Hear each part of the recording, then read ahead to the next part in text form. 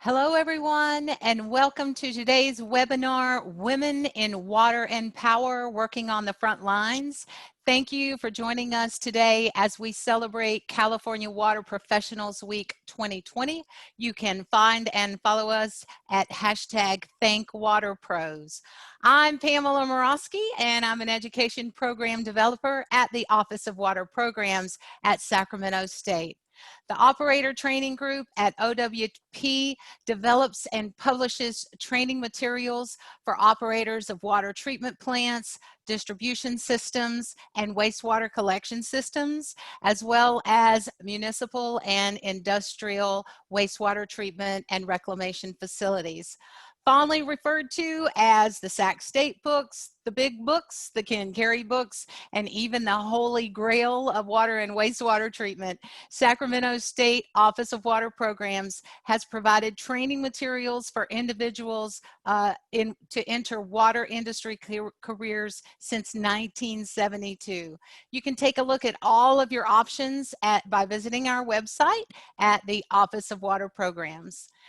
Today's webinar takes a closer look at the roles that women play in water and power, and we'll hear their stories about breaking the mold in this traditionally male-dominated career. We appreciate water professionals everywhere, and we thank the women who work so hard on the front lines to provide clean and safe water that helps fight the pandemic and protect public health and the environment. We have a wonderful group of panelists today who will tell their stories and answer your questions about their experiences and how to enter this field. I'd like to introduce our moderator for today, Michelle Reimers. Michelle is the General Manager of the Turlock Irrigation District, where she directs the day-to-day operations of the irrigation water storage and delivery system. She also oversees the generation, transmission, and distribution of electricity to approximately 100,000 accounts within her service area in Central California. She is the 7th person and the first woman to hold the role of General Manager at Turlock Irrigation District in their 130-year history. Thank you, Michelle, for your work and for joining us today.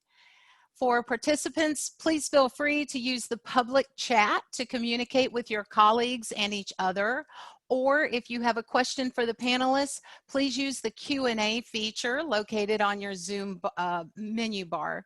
A moderator will either pose your question to the panel or we will answer it privately. So we want to sincerely thank everyone for being here and spending a part of your day to learn and celebrate with women in water and power.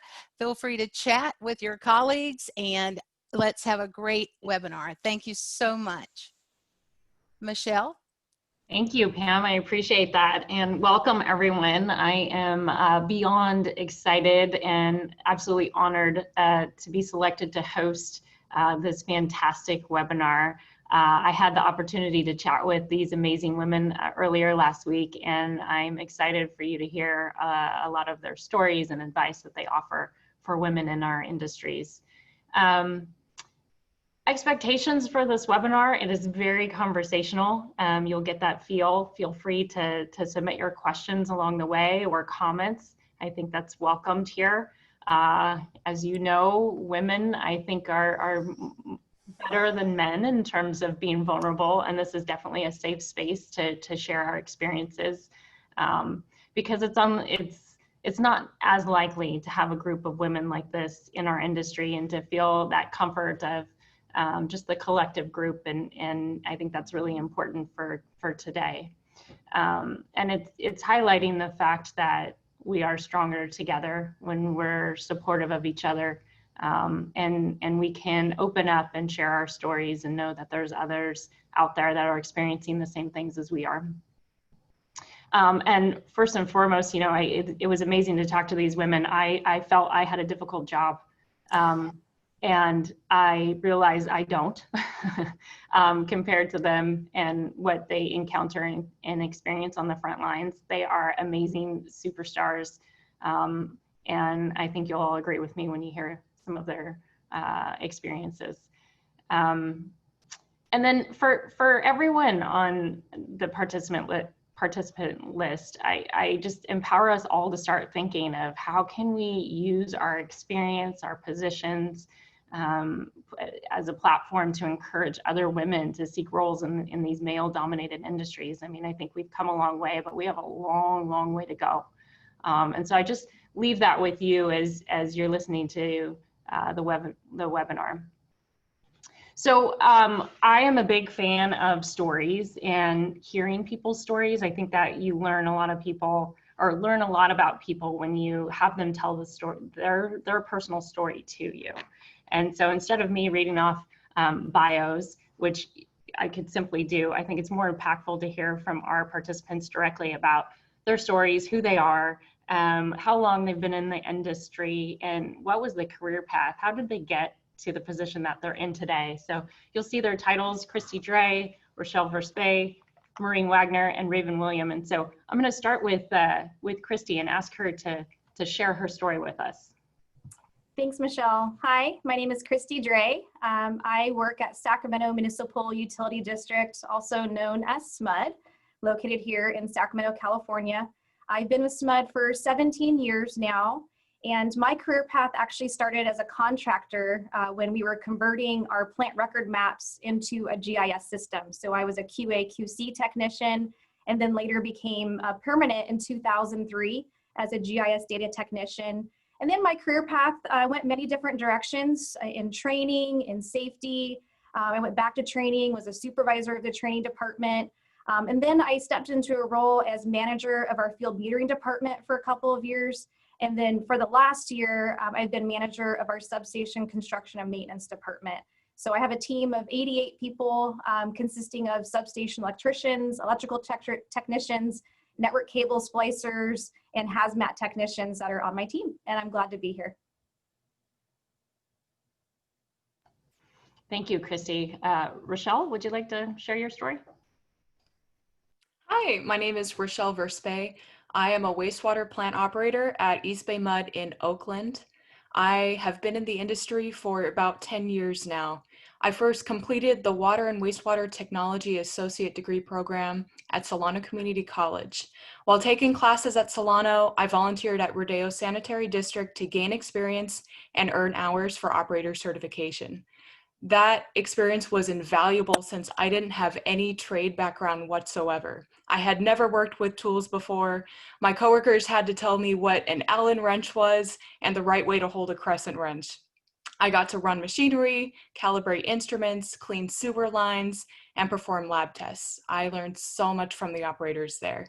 After volunteering full-time for 7 months, I received my first job offer at the city of Galt, and about 2 years later, I received a job offer at East Bay Mud and have been there ever since.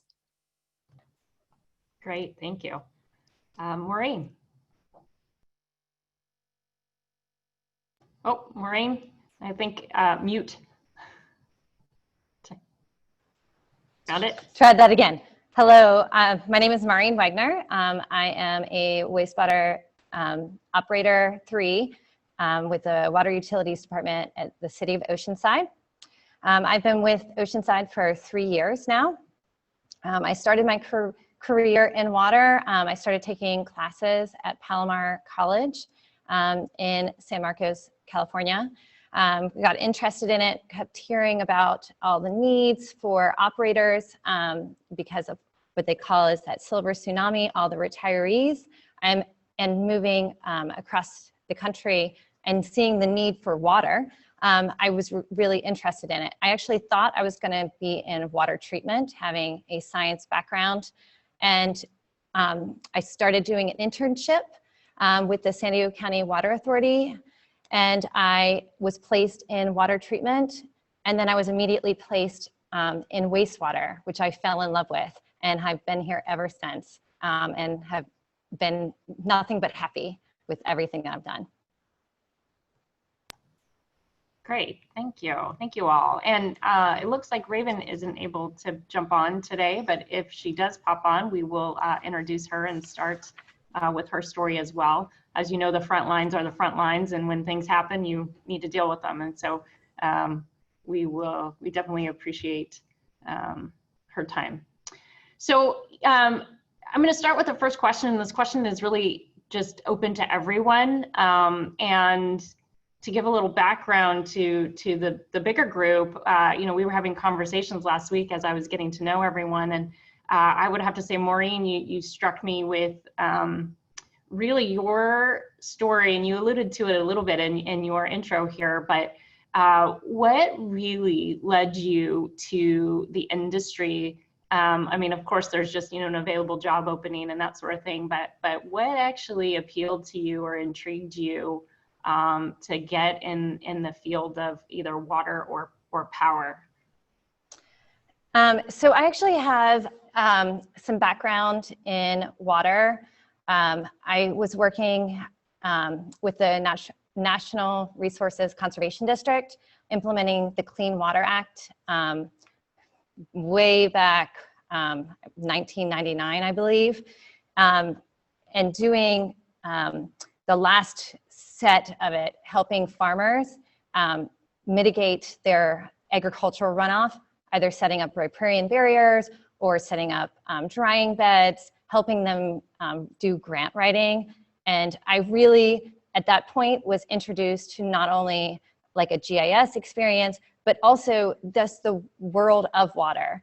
And from that, I was kind of pursued different aspects after that, and thought, oh, you know, that's not really what I want to do. And I went on to do something else. Ended up working for the airlines because I also like to travel, was there for 10 years. And in that transition, I had moved across the country. When I moved across the country, in the East Coast, water, getting rid of water is a bigger issue.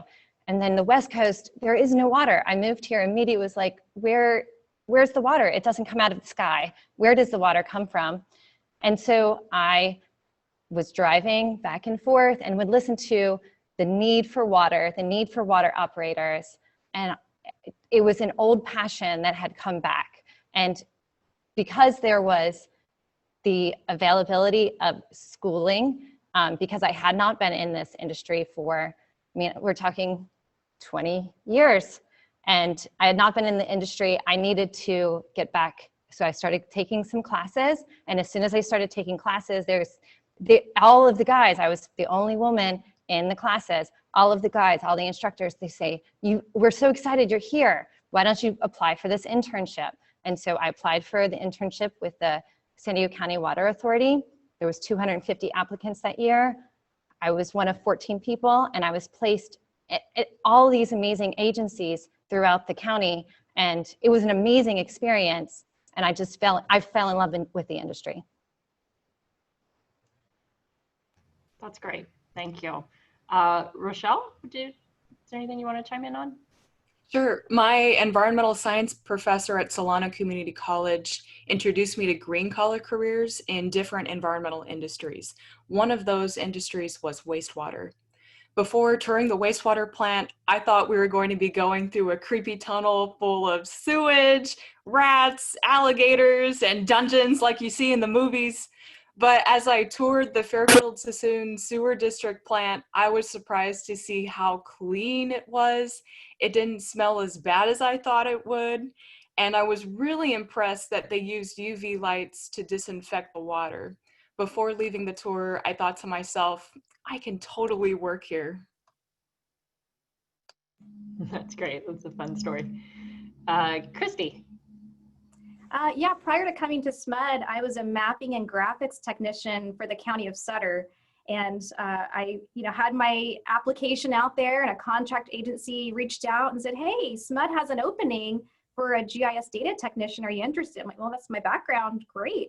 I didn't know much about electric utilities, and it wasn't until I joined SMUD that my eyes opened to the various career paths that were available. And that's what took me into safety and training. But I was always really attracted to the boots on the ground, electric utility worker side, what we call grid assets, where they're building and maintaining the infrastructure that delivers power to our customers. And so that's what really was the drive for me. Stepping into a manager role, I never thought 17 years ago that I would be the manager of substation construction and maintenance. And it was really the mentors along the way that helped me, you know, believe in myself and what I had to offer, that made me feel like I was qualified for that type of role. That's great. Thank you. Okay, let's move on to some individual questions. And Maureen, you're up first, and you know, you kind of alluded to this in your previous answer about, you know, being in a room full of males as you're getting ready to take your test, and many times we talk ourselves out of our qualifications just because. And you know, I reach out to you, Maureen. I mean, obviously you've had to struggle with this, but what helps you push back past some of those issues? What helps me push back some of the issues, being the only woman, well, I know I had talked about that women, we're put in these positions where we're the only person and we feel very underqualified. And there's a statistic out there that women only apply for a job if they are 120% qualified.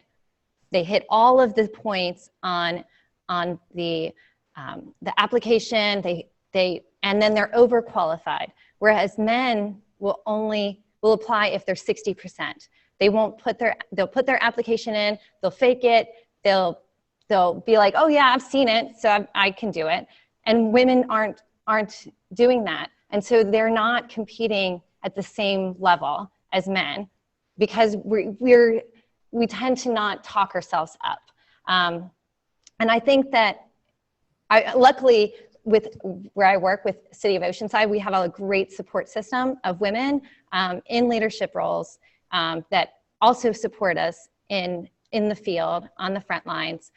So I am in a unique situation where I don't feel that pressure as much, but there is that pressure in the industry that you are a woman, you're automatically going to get it, yet you feel like then you step into that role and they don't think you can do the job. So I feel like you just need to push back, and if you get a no, ask why. Just say, and then try to gain those skills if there's literally a skill issue. So that's great. And just from our previous conversation, share your husband's advice that he gave you about. Oh, yeah. So sorry about that.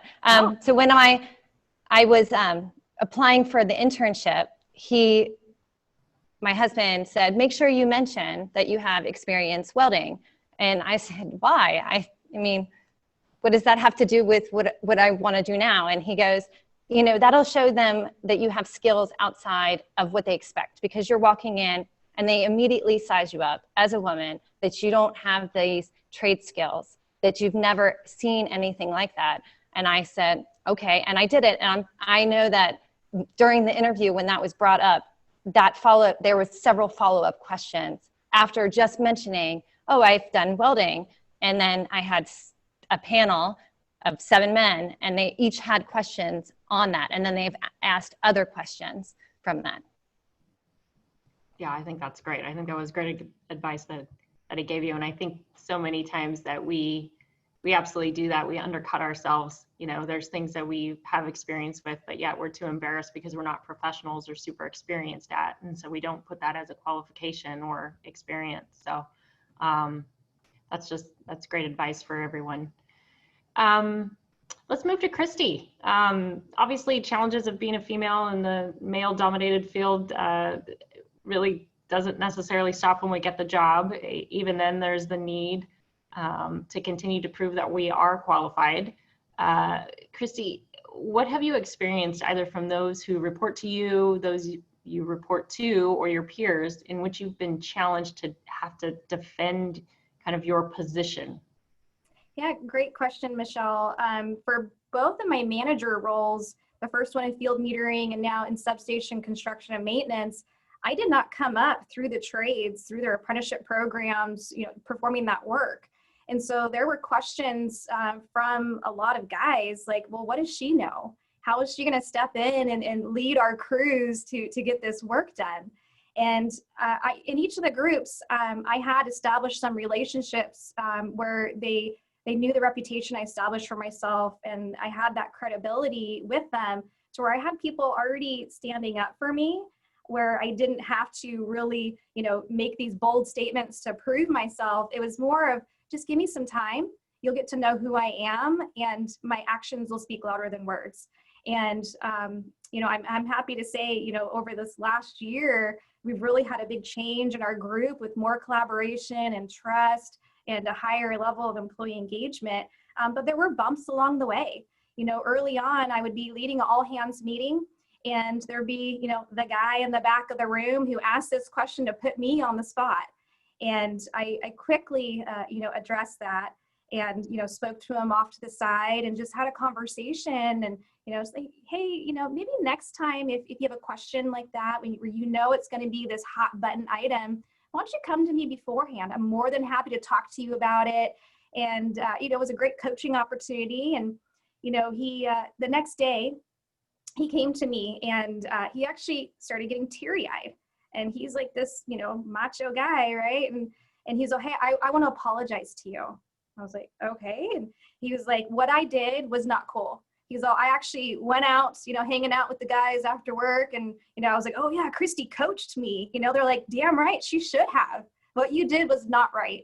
And so it's just one of those things where it just takes time to really, build that trust and, have your team get to know you, and then they have your back. It's really cool to see that change, but there's bumps along the way. That's a great story. Thanks.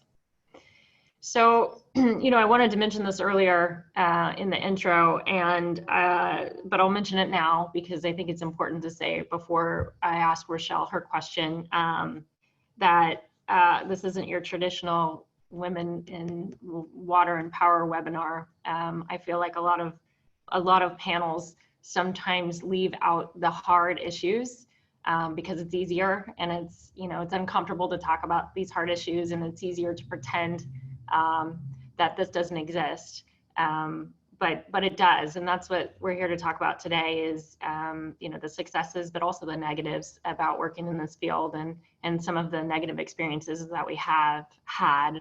And so Rochelle, I ask you, this is a brave story that you're going to share, and I would love for you to share your experiences on your most emotional challenge that you've had. Yes, the most emotional challenge I've had has been dealing with harassment, violence, and being sexually assaulted at the workplace. One of the first places when I was brand new to the field, I had never worked with men before, and I really trusted everyone. Just one of the places I worked, the very last day, I had a 60-plus-year-old man sexually assault me. And I had no idea how to react at the time. I never thought someone that I trusted so much would do something like that to me. But that experience also taught me how important it is to set boundaries in the workplace. At the time, I was afraid that I was going to burn bridges, so I did not speak up and tell anyone about this. But after that, I thought, it's not worth it to go through this industry and have people not respect me, and so I had to ask myself the hard question of, if this happens again, am I willing to put my job on the line in order to report this? And after that, I decided, yes, it is. It is worth it to keep my boundaries so that I know that when I come to a workplace, I'm coming to a safe place. Even after that incident, I've had across different plants, I've had different coworkers,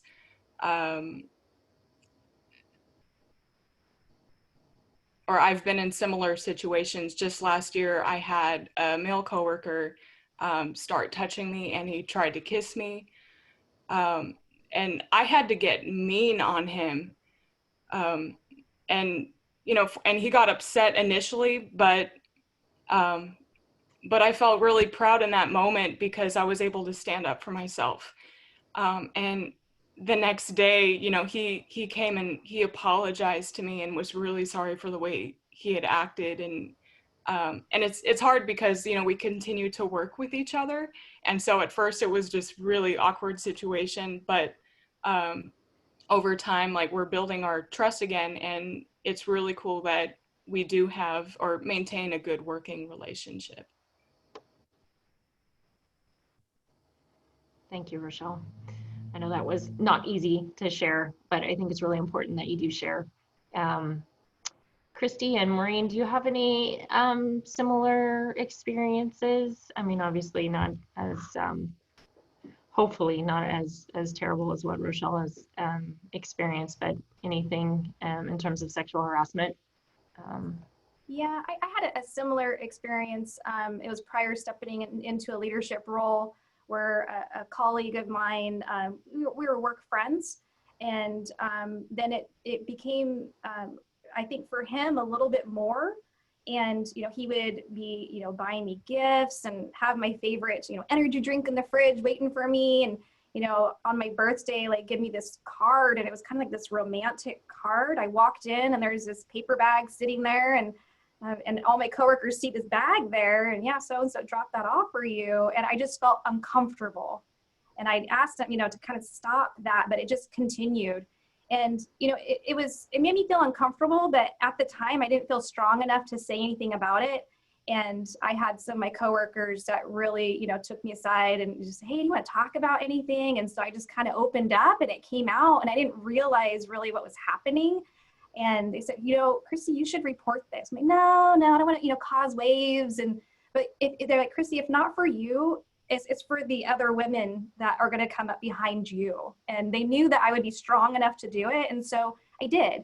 And yeah, it was an uncomfortable situation, but the behavior stopped. And I still see this person, today, and we say hi to each other, but it's not this awkward, thing that whatever it was turning into. So I would encourage you, if anyone's experiencing something like that, it's not easy to report it, but it really is important. And again, if not for you, it's for the other women coming behind you.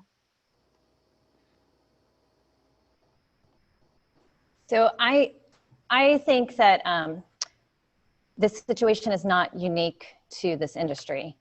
Even if it is more male dominated, I have worked at places where it's mostly female dominated, and there's a guy who thinks that it's okay. Especially, I feel like it's more common. They seem to it happens more common when you are in your 20s, and maybe it's because you haven't been around that experience and you don't know what to say. You don't know how to set those boundaries. So it is really important to say, no, this is not okay, or set those boundaries when somebody is not acting appropriate. You need to call them out on it and let them know that what you're doing is not appropriate.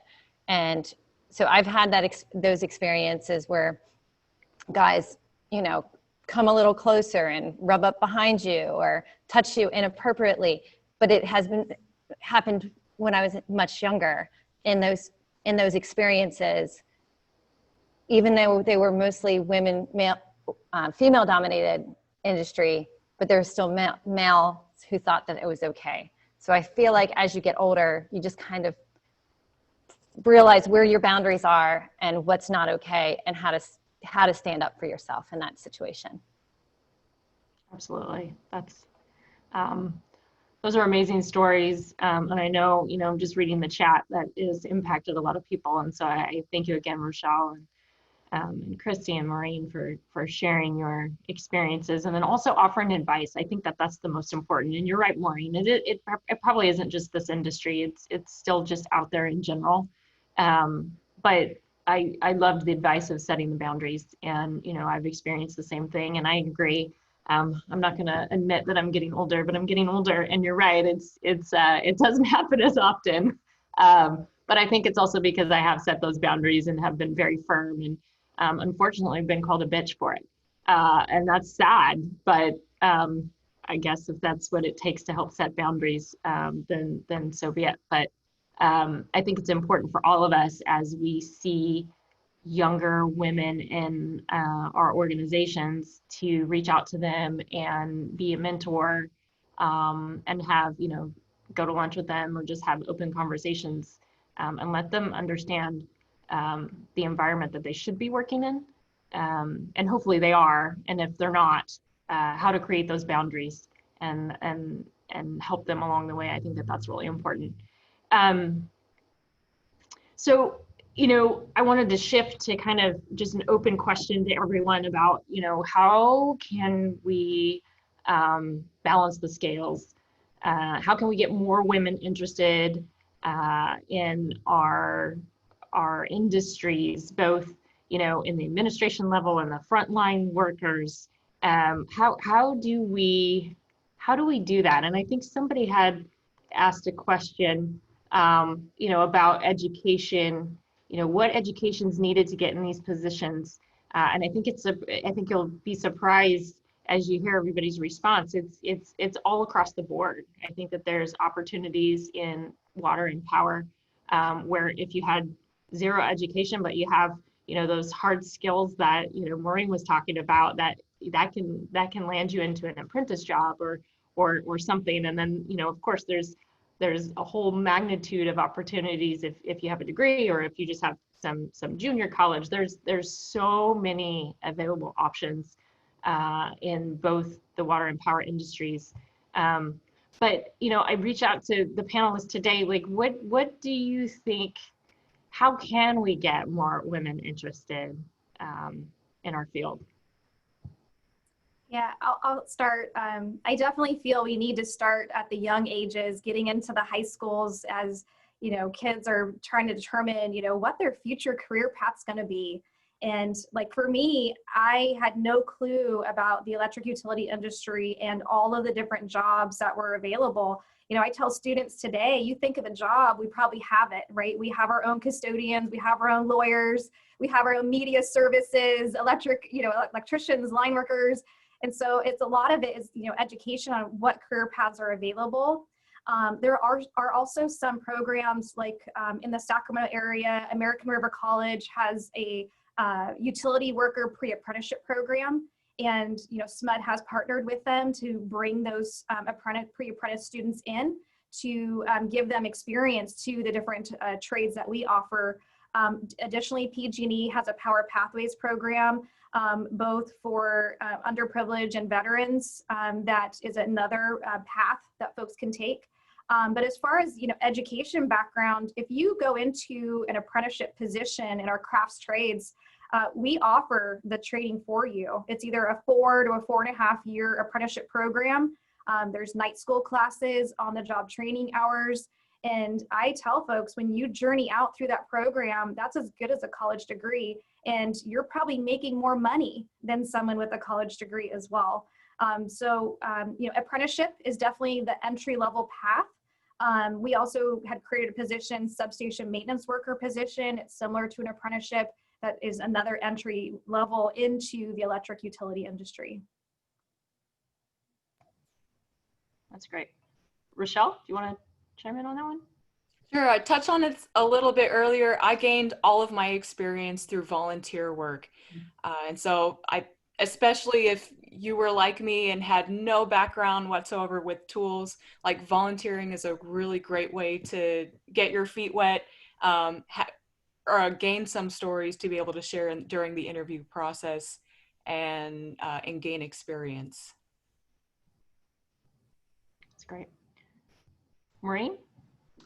Yes, I feel like a lot of people aren't really aware of where water and utilities come from. They turn on their tap and don't think about it. They flush their toilet and they don't think about it. They turn on their light switch and they don't think about all of the jobs and all of the industry. So when I go out and people ask me what I do for a living, I am excited and I tell them that I'm a wastewater treatment operator. And they're like, what? I didn't even know that existed. So, and then I'm like, well, you like to go to the ocean. You like to have clean water. This is what we do. And this is what's keeping you healthy and keeping your water cleaner.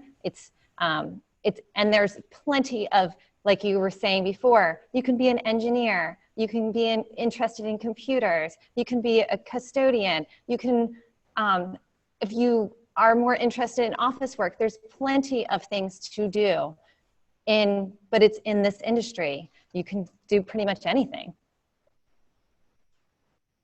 Yeah, I totally agree with everything that you all have said. I've found it interesting that, so I have 2 young boys, and my 11-year-old, you know, he's learning about water in school. And so of course I'm chiming in and trying to see what he's actually learning and telling him what's right and what's actually really wrong in his education, but that's okay. But I think it's interesting because we talk about water, and then so I can equate it to, you know, Turlock Irrigation District and what we're doing and how we manage water, and just the magnitude. You can see it in his mind of just this open idea of like, wow, this is pretty amazing. And there's all these things. We have a hydrologist, we have a historian on staff. Like it's insane what all of the availability there is. And then, you know, for me personally, you know, I look at my organization and you know, the ratio to men to women is not great. And so I've set that goal for myself of how can I highlight women in our industry and all levels of our industry. I think that that's important, what we're missing. And you know, that's something to reach out to elementary school, even as young as elementary school, just to see a female in a role that is typically, you know, done by a man. And so I think that would be helpful. You're right. I think the younger minds are just more open, and I'm really hopeful that the next, you know, generation coming up behind us, that, you know, gender and race is not, doesn't even come into their minds. That's my hope. But I think if we can highlight all of the availability to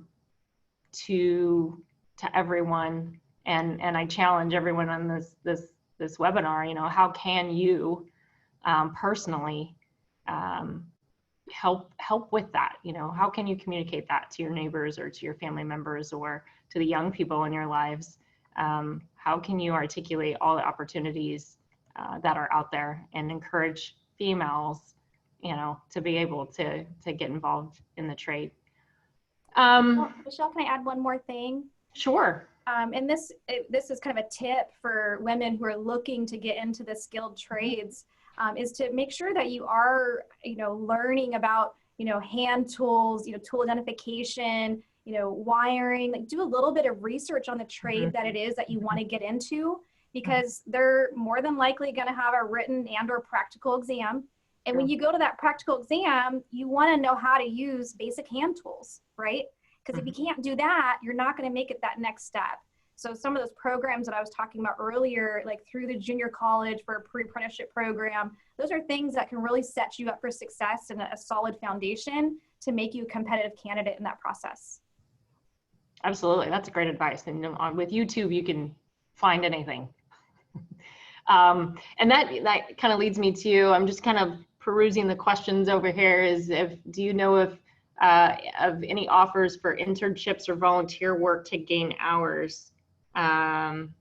Anyone have any thoughts on, I mean, I think I know SMUD has an internship program. We have an internship program. Maureen or Rochelle, does your agency have internship programs? I do not believe that Oceanside currently has an internship program or volunteer hours, but I do know plenty of municipalities do.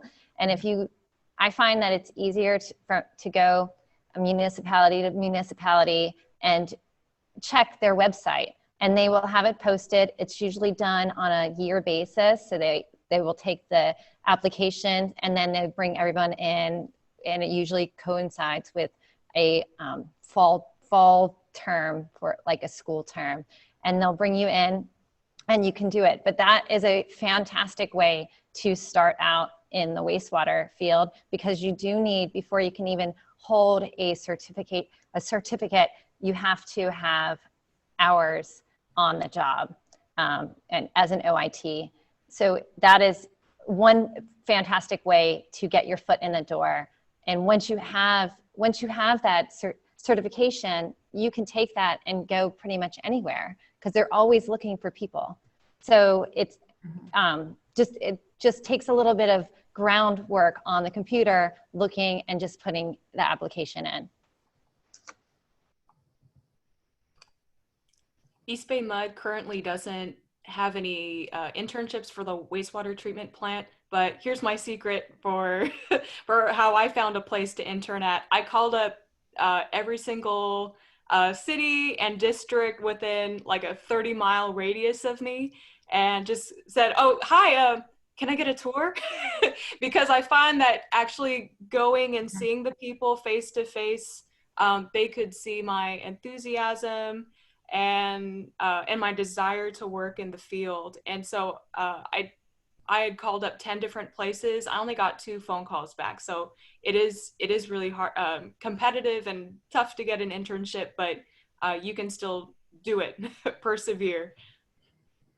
Yeah, I love that recommendation of just, asking for a tour. And I would suggest just being bold, have your resume ready. And I'm interested in this industry.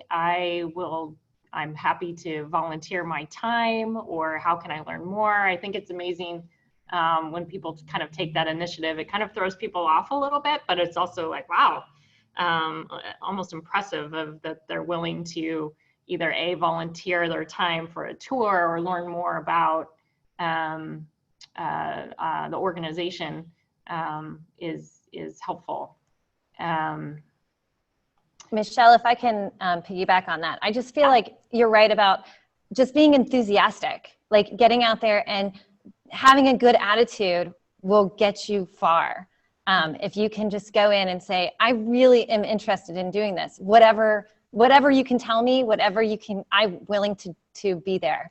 I feel like just having a good attitude and being enthusiastic about the industry, once you get someone, they're happy to have you because there's so few people who even really know about it. Yeah, I agree. Like job shadowing or anything. But yeah, not too many people are super excited about water and power. So that'll set you apart no matter what.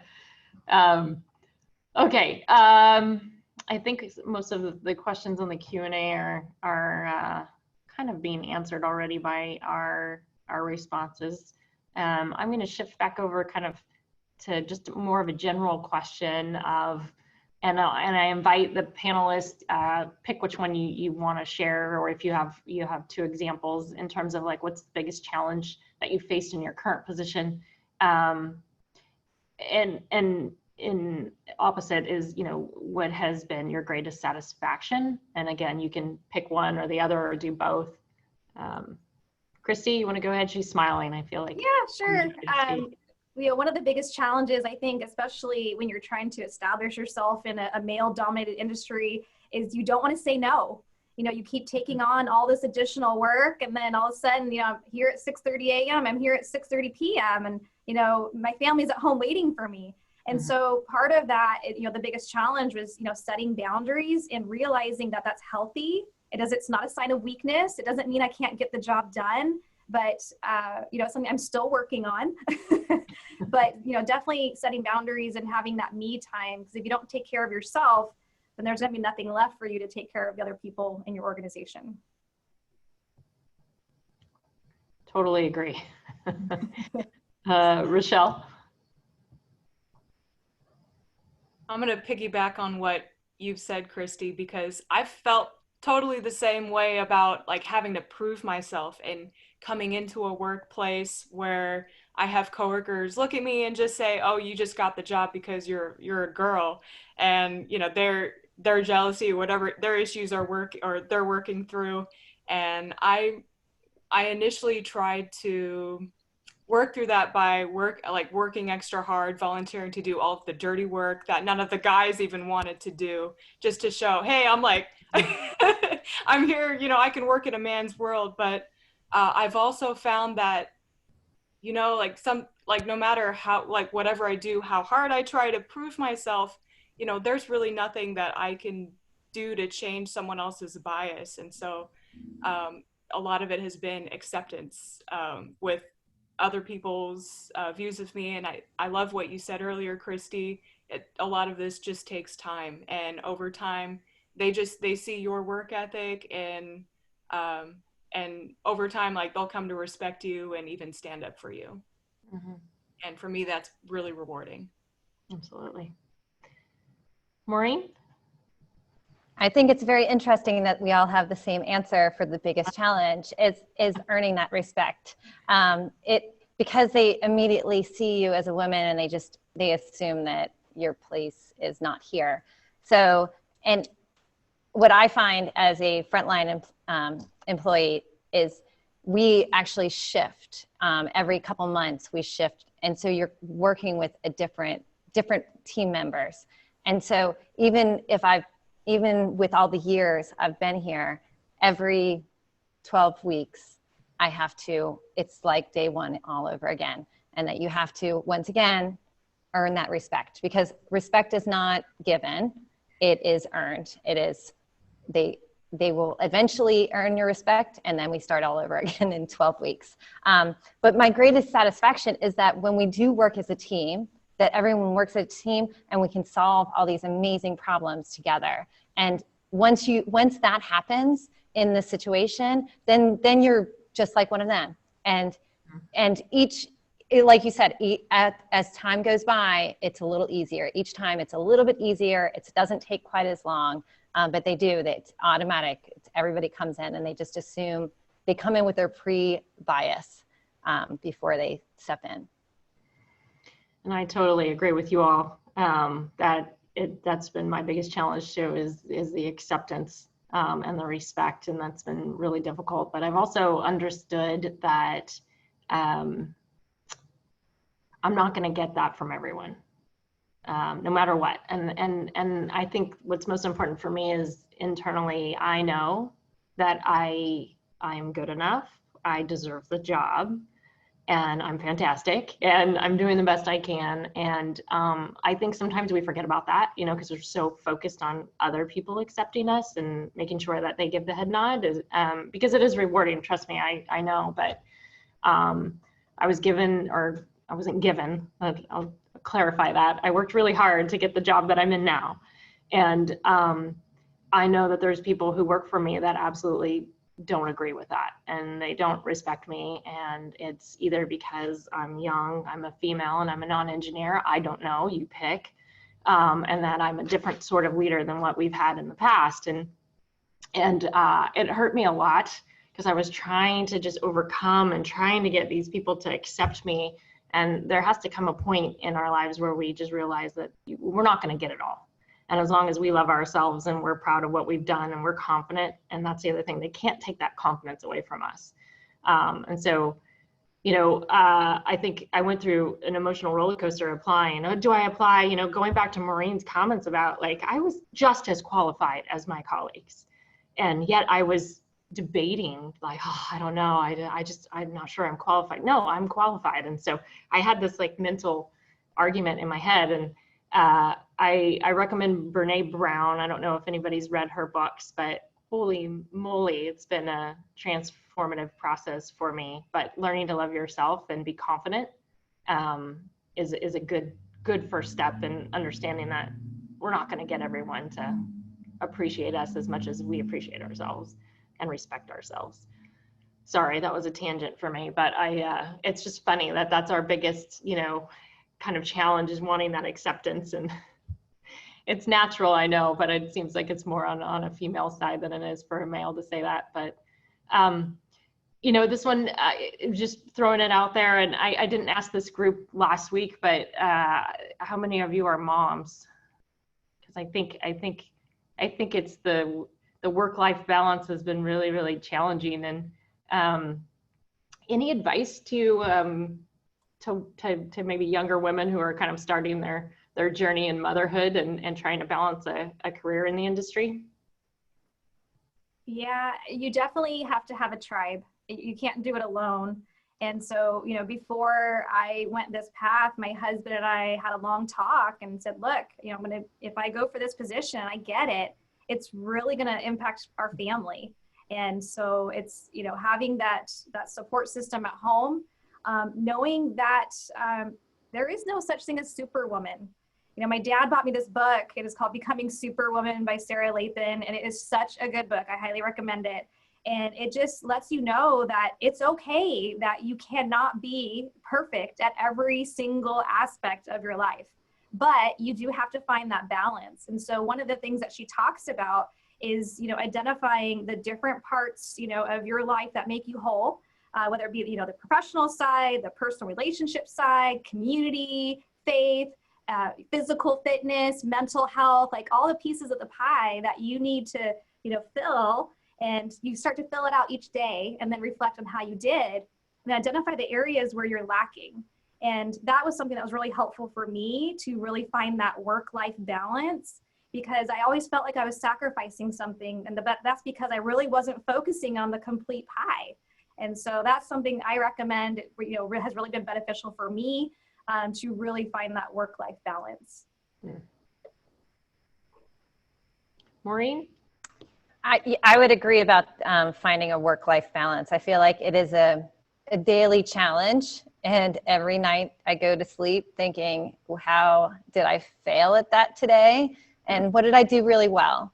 And I always try to end on the good notes. And then what am I going to work on tomorrow to make it better than I was today? I do know when I started working at this position that I'm currently in, it was a challenge for my family, especially my husband, who had to be there more. And it took a long time to figure out a rhythm. And luckily, COVID came and things are fantastic, which is kind of funny. And I know it's not normal for everyone, but it has brought our family together. And I currently am the only one leaving the house. So it's a nice, it's been a nice break for us. Less pressures outside the home.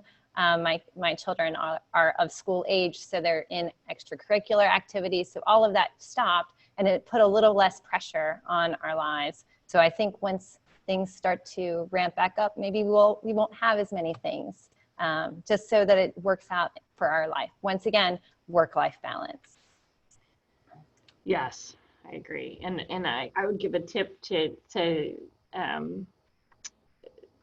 people that something that I struggled with was like the what do you call the guilt, right, of my kids of not being there, and it was hard. But somebody gave me advice of, your kids are old enough, and this won't work for younger kids, but it was talk to your kids about what you do and why you do it and the importance of it, of just like, mommy's got to go to Washington, D.C. and I'm going to fight for our water, and I'm going to make sure our energy's, when we turn on the light switch, it's always on, and so kind of just simplifying it down. But I mean, your guys is, way more integral to the system, and just, for frontline workers to be able to tell their kids, like, I literally keep the lights on.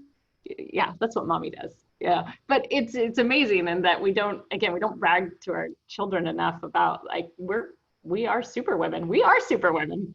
But that was a good trick for me, and it was helpful when he his eyes would open up, and he would kind of like, yeah, mom, I it's important. You need to go. And so it helped me with the guilt of leaving your children to go to work every day, or for a conference or anything like that. But so thanks. I think a lot of women appreciated kind of how everybody seems to juggle it all. Rochelle, I'm gonna come to you. There was a question that I thought was worth sharing. What sort of projects have you worked on that were rewarding? Ooh. I know, put you on the spot. Anyone? That's a really good one. I'm trying to think of Probably a lot. things that and it's changed throughout the different jobs that I've held. Mm-hmm. For me, I struggled a lot with, well, I don't know if this is really a project, but I work with a lot of different people, and I struggled with jealousy from coworkers, from female coworkers also. Um, there's a kind of a boys club, and um, and it's really hard to fit in this organization, or really throughout. But I found that with men, as far as wastewater operators, there's some like common themes like hunting, fishing, and drinking. and and so I would be invited out, and I would actually go drinking and shooting with these guys, and they would show me how to, you know, shoot their shotguns and or rifles. But I didn't realize it, but there was a lot of jealousy with some other women, and so there was a lot of backstabbing, and I was super hurt. I didn't even know where it came from, and I went through a lot of therapy to accept people and to work on myself and manage stress, and how I interacted with people. And so for me, like that was like a 3-year project for me as far as rebuilding relationships with people. And so that, for me, that is the most, I guess, rewarding project that I've recently done.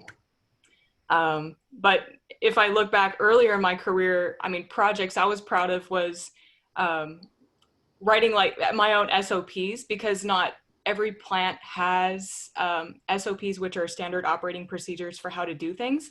And so my coworkers would show me how to do something, but there was nothing written down. And so for me, I have very bad memory, and so I have to write everything down.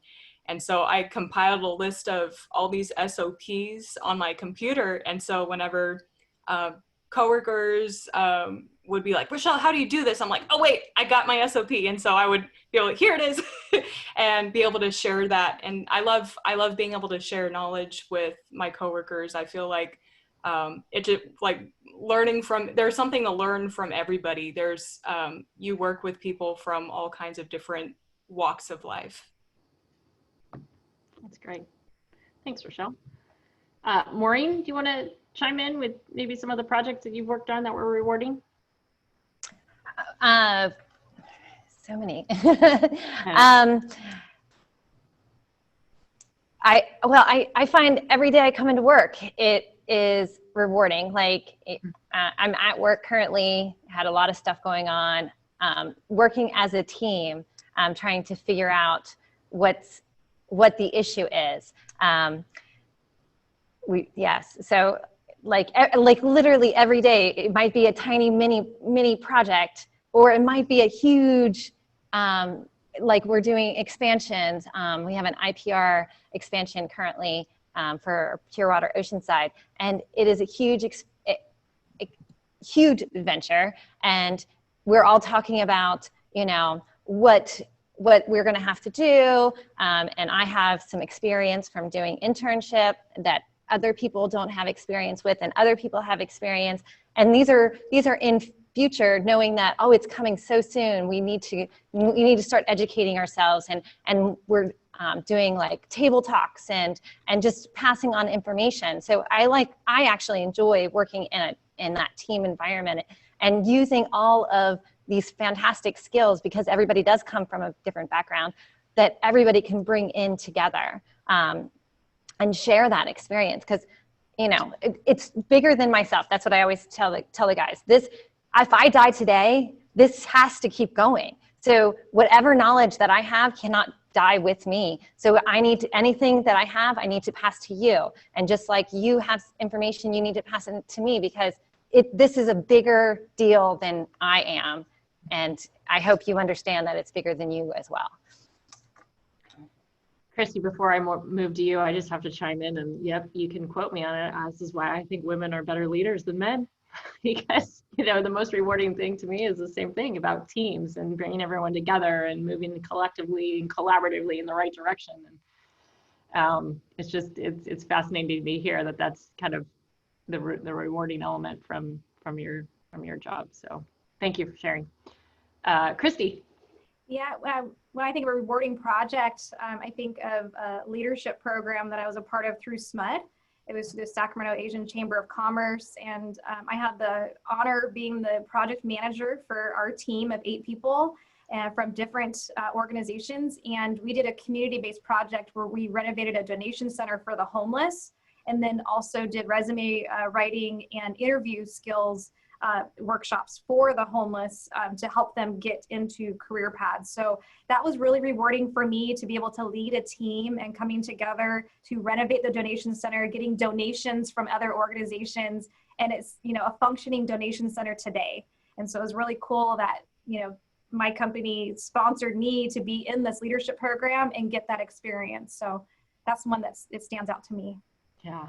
Yeah, that would be rewarding. Thank you for sharing. Well, so I'm gonna wrap it up, but you know, one of the questions is, do you work with other women whom you formed a girls club? And you know, I'm hoping that this webinar has helped others, and really, you know, whether it's advice that you've gleaned or just recognition that there's other women in the field that are experiencing the same sort of challenges and satisfactional rewards as well, just the same as you. And that, you know, I hope that we can all read each other's names and be bold and be brave to reach out to each other and start connecting on our own, and creating our own girls club.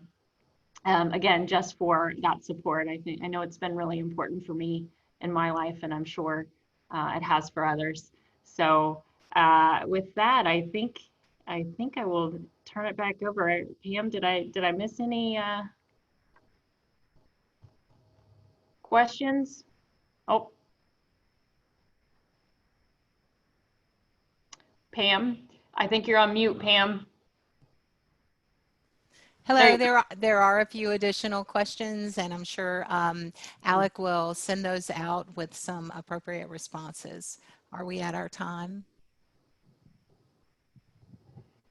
That is time. You're welcome to do one more if you guys want to keep going a little bit. No problem at all. I'm trying to read through. Pam, is there one that sticks out to you? So we have one about microaggression and how to address those. And there was one in chat earlier. Some of the issues being a woman in maintenance and having male crews. And then the biggest one, I think, is, has there been a culture change during your time in the industry? Do you feel there's been a pushback as more women enter the industry? So maybe the culture change within the industry. Have you seen that? Anyone? I know this isn't my panel, but I'll just chime in. I haven't necessarily seen a culture change because of women entering our organization, but I have seen a culture change with the new generation. And so I think as the younger generation and is kind of taking over, especially in more leadership roles, I have seen a positive in being more inclusive of voices, all voices. And so that's what I've experienced here at our organization. Christy, it looks like you popped on. Yeah, I've seen that our culture has changed where, you know, we're more supportive of diversity, equity, and inclusion, and, you know, standing up for things that just don't sound right or feel right.